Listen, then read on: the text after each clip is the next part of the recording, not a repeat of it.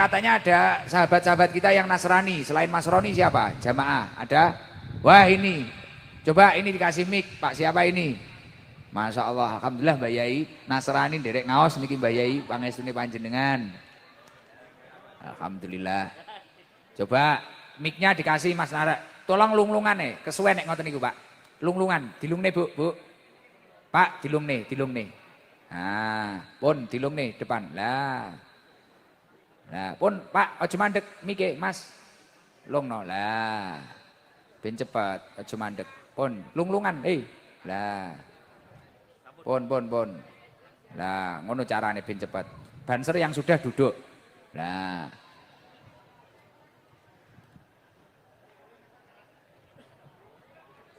Mana yang Nasrani? Coba. Nggih kopiah yaan. Oke. Coba. Selamat malam, Pak. Selamat malam, Gus Idam. Ya, namanya siapa? Saya Indra Sudafi Sandri. Mas Indra Sudafi Sandri. Sudafi Sandi. Mas Andi. Rumahnya mana Mas Andi? Maka 100 meter di hadapan Anda. Tepatnya di belakang masjid ini di perumahan Pesona Kota, Gus. Oh ya. Jadi hari ini sebentar Gus, saya bersama 200 lebih kawan-kawan saya sedang hadir ini maupun live streaming hari ini. Oh, apa agak maju? Minta tolong agak maju di sini biar ya. Wirelessnya kesampaian. Tolong dikasih jalan. Sudah Gus, sini saja. Oh ya. Agamanya apa, Mas? Saya agama Kristen, Gus. Kristen. Kristen yang serambi masjid itu. Wah. Tenopo kok semangat ngaos tenopo? Oke, saya secara pribadi dengan jenengan. Gimana? Kagum dengan jenengan. Oke. Kayak ono dalan. Sorry. Tolong dikasih jalan. Terus Pak. Sampun, Terus jalan. Enggak bisa. Terus Mas. Ya. Saya Gus, bisa nggih? Nggih. Di sini saja. Iya. Secara pribadi saya kagum dengan jenengan. Kenapa? Di usia muda ini bagi saya bisa mempersatukan banyak umat. Masya Allah. Tentu itu kekaguman bagi kami. Oh, nggih. Jadi ini yang ikut Mas apa, Mang? Mas Senda. Endras Davi Sandri. Mas Indras. Yes. Mas Indras. Yang ikut jenengan ini tadi yang dari Nasrani berapa orang? Yang dari Nasrani yang di Pesona Kota kurang lebih 8 sampai 10 orang, Pak. Di perumahan, Pak. Komentarnya mereka itu apa? Wong mereka kan agamanya beda dengan saya. Kok cocok itu apa? Iya. Tenang, Pak, tenang. Oke, enggak apa-apa. Iya. Ini komentar pribadi saya, Gus. Iya. Jadi kekaguman itu tadi muncul dari saya. Ya. Tanpa ada rekayasa apapun. Masya Allah, luar biasa. Jenengan pamonge mriki? Nggih. Rukun warga di Desa Kuadungan RW 03, Gus. Oh iya, luar biasa. Berarti sering mengikuti video-video saya? 2 kali saya melihat tayangan video. 2 kali, Gus. Oh, 2 kali. Saya tidak mau berbohong, betul. Setelah itu tertarik. Saya melihat jenengan karisma seperti ini. Bila bukan berasal dari Tuhan, tak mungkin, Gus. Lah, itu semuanya memang benar-benar dari Allah itu. Luar biasa. Jenengan bagus ya, juga percaya ya. Bagus. Izinkan saya bertanya, Gus. Wah, apa lagi? Angel lagi mesian. Barang angel iki. Ngapun. Baik. Pertanyaan saya begini, Gus. Sederhana ini berkaitan dengan ke masyarakat. Ya. Menurut pandangan saya, ya, hidup itu adalah anugerah. Benar. Anugerah dari Tuhan dan anugerah bagi sesama. Ya. Dan hidup itu juga adalah sebuah perjalanan, sebab setiap kita ada banyak proses kehidupan yang harus kita jalani. Benar. Dan yang ketiga, Gus, hidup itu adalah sebuah tanggung jawab. Sebab batasan dari kebebasan itu adalah tanggung jawab itu sendiri. Pertanyaan saya, Gus, untuk kemasyarakatan ini. Bagaimana kiat-kiat Gus Idam dalam keberagaman seperti ini, kita berjalan dengan sebuah perbedaan dan tanpa mengurangi hal itu, mengesampingkan, sebab kita tahu fenomena dewasa ini biasanya orang-orang itu ada banyak yang bisa membedakan. Ada banyak perbedaan ras, suku, bahasa, budaya, bahkan agama, Gus. Ya. Bagaimana kiat-kiat Gus Idam sebagai umat-umat tentunya supaya kita hidup masyarakat ini tanpa membedakan hal-hal tersebut. Siap. Itu yang pertama, Gus. Ya. Yang kedua. Akeh meneh. Terus? Baik, baik. Yang kedua apa? Yang kedua berkaitan dengan ibadah. Ha-ha. Bagi saya pribadi ibadah itu adalah miniatur. Artinya setiap kita orang-orang yang beribadah seharusnya lah kita mengaplikasikan dalam kehidupan kita sehari-hari. Fenomena dewasa ini pun ada banyak orang yang beribadah namun pada kenyataannya tanpa kesadaran untuk melakukan. Untuk itu Gus, sebagai orang beriman ini saya bertanya kepada jenengan, seharusnya orang yang beribadah adalah orang yang menjadi jawaban bagi mereka yang lemah. Orang yang beribadah adalah tempat bagi mereka yang susah. Orang yang beribadah adalah tempat bagi mereka yang membutuhkan. Pertanyaan saya Gus, kiat-kiat apa dari jenengan supaya ibadah yang kita lakukan seperti ini menjadi barokah bagi kita semua. Rahmatullah wabarakatuh. Semoga rahmat Tuhan memberkati kita semua. Oke, terima kasih Mas Andreas. Sebelum saya jawab, dapat bingkisan dulu Mas Andreas. Sama uang saku. Kita itu muslim loman ini. Terima kasih Gus. Khusus untuk sahabat Nasrani kita kasih 400.000. Wah. Dari Bapak Haji Slamet. Ude Mugio lancar. Amin, amin. Oke. Sampaikan terima kasih Pak Lurah juga Gus. Ya. Beliau yang selalu memonitorir saya. Siap. Di belakang jenengan Gus, sebelah kiri. Ya. Salam dari Pak saya. Lurah. Siap. Oh pakai jas kayak saya. Oh, saya kira takmir sini Pak. Selamat malam Gus, Gusin berkati. Oke, malam Mas Andreas. Oke. Wes, iki tak jawab ya. Nah. Pun mikir rada jelas tapi ra apa-apa. Diamankan Pak, diamankan mikir. Nah, wis gen pinarak ning kono, kak ono gen. Lho gen linggo, aja kon ngadeg mesakne. Nah, pun duduk aja Pak. Ya, silahkan pinarak teng masjid kula niki. Ae dhewe ra melok mbangun melok duwe, iya ta? Penake ae dhewe kan ngono kuwi.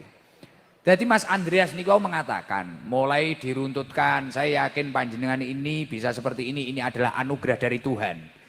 Saya yakin orang yang mendapatkan kenikmatan itu adalah anugerah dari Tuhan. Lah, kiat-kiat untuk menjaga anugerah tersebut itu apa? Gimana caranya kita itu untuk menghargai anugerah dari Allah Subhanahu wa Ta'ala? Dan cara mempertahankan anugerah itu gimana? Kan ngoten ya? Tidak langsungnya sing pertama pertanyaannya kurang lebih ngoten niku ya. Masalah anugerah itu tadi. Artinya setiap manusia itu ketika memiliki kenikmatan itu adalah anugerah dari Allah. Kesimpulannya kan seperti itu. Lah carane ngopeni anugerah kok Gusti Allah iki piye? Syekh Mustafa Al-Ghulaya ini mengomentari tentang anugerah ini mengatakan bahwasanya berpendapat walam taslab hadhihi nikmatur robbaniyatul kubra min katsirin minan nas. Ketika Allah Subhanahu wa Ta'ala itu memberikan anugerah kepada manusia, Allah itu tidak akan mengangkat anugerah tersebut dari manusia. Illa bisababi mafsadahu dolimuna minufusihim. Kecuali disebabkannya kerusakan jiwa dan moral manusia tersebut dari sebab-sebab orang-orang yang dolim yang tidak bertanggung jawab. Artinya apa? Jadi pomo uang dikei anugerah sugih, uang dikei anugerah derajat, uang dikei anugerah pangkat. Anugerah-anugerah ini tidak akan diangkat oleh Allah ketika orang tersebut tidak terkena mafsadah, kerusakan, mafsadah dolimuna minufusihim yang disebabkan orang-orang yang dolim yang tidak bertanggung jawab. Maka dari itu saya dari tadi mengatakan gimana kita itu bisa menyibukkan diri kita dalam hal yang positif. Piye carane awake dhewe iki nyibukne uripe awake dhewe karo hal sing positif. Kowe isomu apa semisal kaya tukang syuting ngeten iki. Kowe nyotingo sing apik, video-video sing apik, siarno agama iki sing apik. Gus iso kula masak. Piye duwe kelebihan masak imang kok gunakne nggih apik. Sakliyane sampean ya kerja dodolan, kadang ya sedekah panganan, apa Jumat berkah apa-apa. Nah, ini termasuk mempertahankan anugerah dari Allah. Lah ketika seseorang itu dinaikkan derajatnya, padahal itu anugerah dari Allah. Tapi kok dia itu enggak kuat karo derajat nek bahasane wong jong biru, ya toh? Enggak kuat karo derajat pripun? Akhirnya terkena mafsadah. Kerusakan, duitnya akeh, tuku mobil, akhirnya kena kerusakan. Kerusakannya nopo kena pengaruh. Wah, mari duwe mobil malah ngerentengi cewek. Mari duwe duit ngombene ora banyu putih, malah botolan.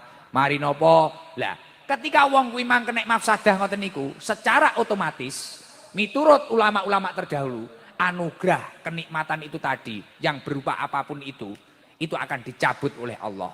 Pomo sugih ya iso bangkrut, pomo duwe pangkat ya iso cepot. Bahkan kadang dhuwur pangkate dhuwur, mara-mara enek kasus KPK, ambruk. Lah krana kena mafsadah niku wau. Lah mila awake dhewe ngaji kumpul wong soleh. Makanya di siiran tombok ati tadi, tombok ati enek 5 salah satunya berkumpul dengan orang yang soleh. Karena ketika kita berkumpul dengan orang yang soleh, kowe nek gumpul bakul minyak wangi ya ketularan wangi. Kowe gumpul wong alim ya insyaallah titik-titik awak malih ngerti babakan ngilmu. Mulakno sekelas waliullah yang bernama Luqman Hakim ini padahal wali, bahkan namanya sampai diabadikan wonten Al-Qur'an. Mulakno nek surat Luqman. Niki nek nuturi anake pripun?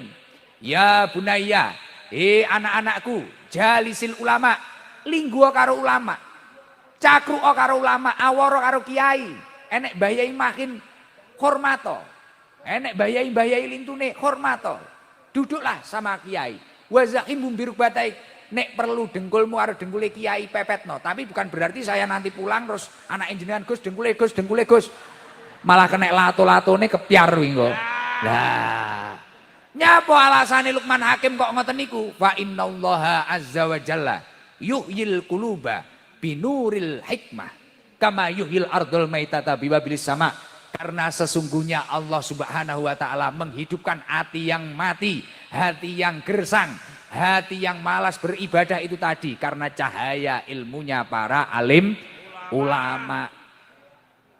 Kama yuhil ardul maitata biwabil sama, seperti halnya Allah menghidupkan bumi yang mati dengan turunnya air hujan. Artinya kesimpulannya apa? Ketika kita ingin menjaga anugerah kenikmatan dari Allah, sibukkan dalam kebaikan. Beribadahlah kepada Allah, manfaatkan anugerah tersebut dengan baik. Insya Allah anugerah itu tidak akan dicabut oleh Allah. Yang nomor 2, Gus, perbedaan ini kan banyak sekali. Kita beda agama, beda apa. Dan gimana kita itu bisa mengajak diri kita itu dalam kebaikan. Khususnya beribadah kepada Allah. Memotivasi diri kita sendiri itu gimana? Kurang lebih pertanyaan nomor 2 kan seperti itu. Gitu. Lah niku carane pripun? Maka dari itu kita itu harus berkelompok dalam kebaikan. Artinya apa? Makanya ada makalah mengatakan al-jama'atu rahmah. Sering-seringlah berkumpul. Karena dengan berkumpul akan turun rahmatnya Allah. Uang mamane elek, mendeman, sering majelis taklim, sering ning pengajian, akhirnya suwi-suwi ketok api.